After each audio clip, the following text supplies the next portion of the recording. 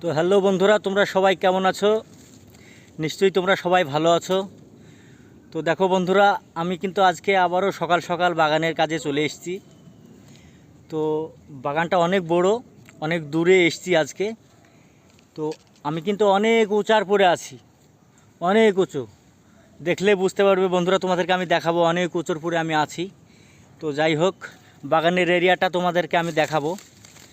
তো এই যে বাগানের এরিয়া বন্ধু, তোমরা দেখতেই পাচ্ছ। মোটামুটি বাগানটা 30 থেকে 35 বিঘা হবে।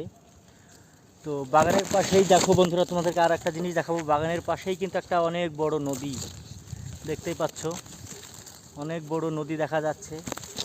তো বন্ধুরা, এই জায়ফলের বাগানটা মোটামুটি 30 থেকে 35 বিঘা হবে, অনেক বড় আর অনেক উঁচা উঁচা গাছ। দেখো কত সুন্দর লাগছে, দেখো মাথার উপর থেকে। তো জায়ফলের গাছটা অনেক বড়।